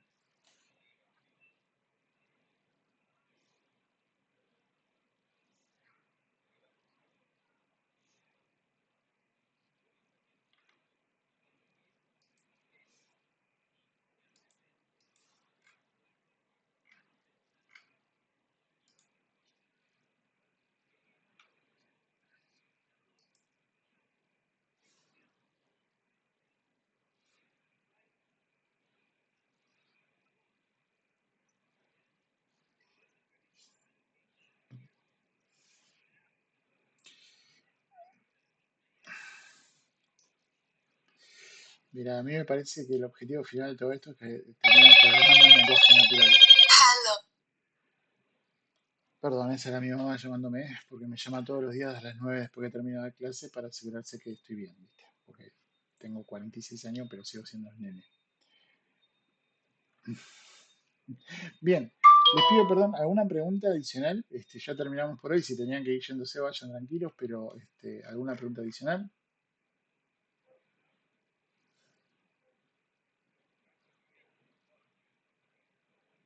¿Cuál? ¿El lenguaje de Klingon? Sí, sí, hay dos, de hecho, acabo de darme cuenta que hay otro más, pero acá lo tenés. En español, búsquenlo también en inglés, lo van a encontrar mucho más detallado, pero ahí está. Este, este es un mundo de nerds, con lo cual es muy probable que si yo busco, no lo he buscado y no lo sé, pero también debería haber un lenguaje de programación en élfico. Estoy seguro que hay.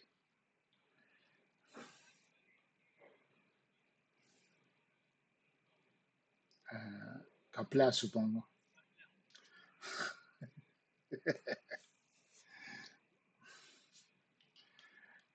Tiene sentido, de hecho, que empiece con Kapla.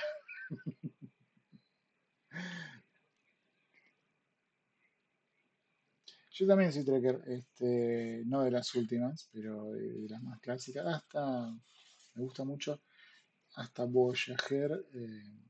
Y me gusta mucho Star Trek New Worlds con Pike, pero de las más nuevas no mucho más.